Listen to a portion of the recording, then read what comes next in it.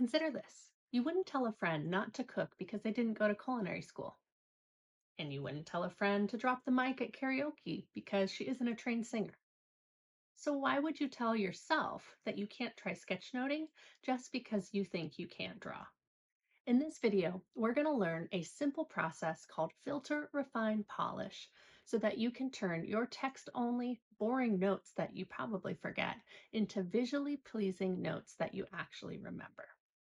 Because the research is in, when you pair words with visuals, it makes learning stick. And here's the best part. If you can draw a dot, a line, a circle, a square, and a triangle, you already have your visual alphabet. These simple shapes are the building blocks for hundreds of icons that you can draw quickly and easily. For the context of this video, we're going to focus on sketchnoting your learning from a conference or workshop. This might be live, in person, with a speaker on the stage, or it could be a webinar you're joining on Zoom, or it might be pre-recorded where you can actually pause and rewind. This could be just for yourself to remember and revisit later, or to share your learning with others online. Before the session begins, there are a few steps that you can do to prepare to feel more confident in that moment. By now, you've probably already decided what tools you're using. Pen and paper, or a digital tool like an iPad and an Apple Pencil. Once your space is set up, take a look at the speaker bio and the session title. This is a great chance to get familiar with who you're going to be learning from. For me, I like to sketch a quick face or portrait, and I don't focus on the details too much. I find that once I add eyes, it usually stops looking like them. I have imposter syndrome and I stop taking notes. So to not distract myself, I encourage you to keep it simple. The outline of the face, maybe their hair or an accessory or something that they're wearing, enough to be able to spark the memory and revisit that moment that you first learned the content. Next, I encourage you to look at the session summary. Rarely would you go to a movie without watching the trailer first, so think of this as a mini trailer to know what to expect and what your notes might look like. And here's a hint. Most conference talks follow a similar structure. The speaker often describes a frustrating problem that you're in, then they paint a picture of the ideal goal of where the grass is greener that you want to be, and usually there's some type of obstacle block in the way. And then they share their tried and true methods to bridge that gap. Keep the structure in mind as you prepare for your sketchnote page. Now, one big roadblock to avoid, trying to capture everything. The moment you start, you're wondering where the pause button is and why the speaker won't slow down. But the reality is, your hand speed is slower than your typing speed, and both are much slower than how fast the speaker talks. So sketchnoting is never about trying to capture everything because you already have tools and AI to get a full transcript if that's what you're looking for. Sketchnoting is about summarizing and synthesizing, and that brings us to our first step, filter. Filtering is about listening closely and deciding what to keep and what to toss. Think of it like cooking. You may have a lot of ingredients in your fridge or pantry, but you have to choose the key ones for the meal that you're about to make. So in sketchnoting, you're listening for the key ideas, some important information, probably some stats or facts that you might want to reference, and often some direct quotes from either the speaker or people that they referenced. You may also add some personal reactions like aha moments or questions and wonderings and your connections to the content and where you are currently in that process. Once you've filtered the information, we move to the next step, refine. Refining is about transforming those text ideas into visuals and metaphors that will really make that learning stick. This is where the visual alphabet comes back in.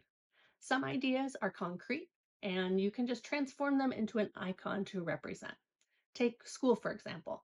It might start by looking kind of like a house, but a little bit taller, maybe adding a flag or a bus or a sign, and maybe some students outside might tell you the difference that it is a school and not just a random building. Other ideas are more abstract. Maybe words like innovation or creativity are great to represent as metaphors, but you might need to do a little bit more thinking for how you'd like to represent them. So, innovation might be an idea with a gear inside, or maybe you associate it with the most innovative thing recently, like the SpaceX launch where it actually grabs the rocket on the way back down. This is up to creative liberty and how you will like to do it, so there's no one right or wrong way. In the refinement process, you might also add simple facial expressions to show emotions, and quotes inside speech bubbles or thought bubbles go a long way. And the good news, if you feel stuck, you don't have to invent everything. Most master sketchnoters use references, and one of my favorite is the Noun Project to find simple line drawing icons. Simply type in a word, browse the icons, and borrow inspiration, either copying what you see or blending a few together to make your own. Another roadblock to avoid here is getting too detailed. Think Pictionary. Get the idea down fast, communicate the idea without getting too in the weeds, drawing the little details where you don't actually get the full picture down. And if it's important to you to have detail, you can always come back later and add to it, especially if you are pausing and watching a recording. Sketchnoting master Mike Rohde says in his book, The Sketchnote Handbook, sketchnoting is about ideas, not art. If the drawing communicates the idea, it's doing its job. You don't have to be a master artist to get the idea across. And that brings us to our final step, polish. Polishing is all about layout and structure. Back to the cooking analogy, you've already selected your ingredients and filtered out. You've refined and transformed them, chopped them, put them together, and now it's time to plate the meal. The roadblock here, not having a clear structure. I see this all the time. People have great visual notes. They've transformed into these masterful icons and metaphors, but they're just plopped on the page with no rhyme or reason. While there are many different layouts and structures you might use, we're going to focus on two. First, the linear model. This is the easiest to start with because it goes top to bottom, left to right. You can decide if you want columns or grids, anything to chunk information clearly. Dividers and lines also help guide the eye and make your notes easier to read. So you can see here in my notes from Austin Kleon's book, Keep Going, the what not to do is on the left and what to do is on the right. Very simple, easy to read. In my new friend Dunya's sketchnote, you can see how she used the yellow lines to visibly create the columns. Imagine those lines not being there and how your eye would be searching around the page to process each of the small sketches and details. And by the way, Dunya is a fantastic illustrator, so make sure to check out her website and Instagram for more inspiration. The next structure is the radial model. This kind of works like a mind map with the core idea in the center and supporting ideas radiating outward. Even if there are not a lot of visuals, like my notes I found in a notebook from 2011, having a clear focal point and subtopics radiating out from the center helps with memory and the hierarchy of information. You can see here in my friend Ricky's sketch notes, it's clear that her title is in the center because it's a larger font and added color. And even though she doesn't have those divider lines the way that we saw in the previous example, the white space and the text that says who, how, and why in bold signifies that there are different topics within the larger sketch. So we almost naturally put those divider lines as if it's a radial model, even though it didn't have that structure. Some sketch notes even combine multiple models. In Cynthia's example here, she has a very linear, clear, grid-like structure, but it might also count as radial because of what's in the middle and ideas around the outside. And I bet she probably is more likely to actually do something with these notes and give those ideas a try in her classroom because she made it so engaging recording these ideas in visual form. While there's no perfect layout or one size fits all, the most important part is that your thinking is visible and your eye can clearly come back and process that information, whether that's for yourself or if you decide to publish and share with others. The most important lesson out of all of this is to give yourself grace. This is not something that you're going to master overnight. It's going to take practice and there's going to be some ahas and some flops in the process. And so if you just start with your regular text-based notes and swap out one or two ideas for a visual, you're already making the baby steps to build that creative confidence, both for yourself and for sharing with others.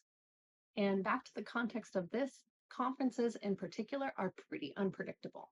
When you're live sketchnoting a workshop that's happening right in front of you, you don't control the pace, you don't always know what's coming next, and you don't always have the ability to press pause and rewind. So give yourself extra grace because sometimes it works and sometimes it doesn't. I like to compare it to the Food Network show Chopped, the one where they get the mystery basket of ingredients and have to make something within a very limited time in a different space than their own.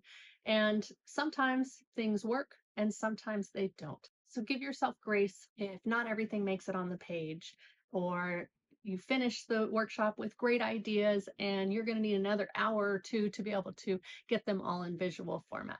You are the one that gets to decide who your sketch notes are being shared with. And don't be scared to share some unpolished or unfinished sketch notes during that learning phase. Learning in public is how many of us got to this stage of building experience and finding our tribe of people who are willing to try out visual thinking together. By the way, my name is Alicia Frausto.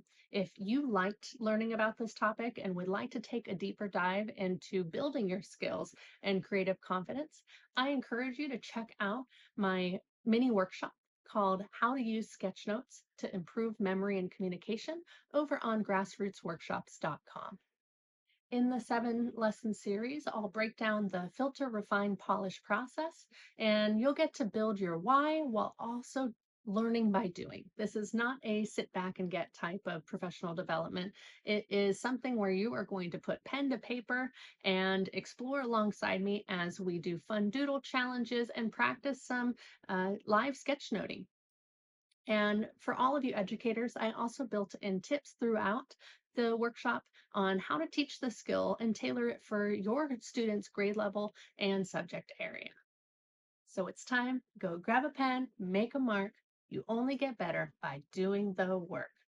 Happy sketching. My name is Alicia Frausto.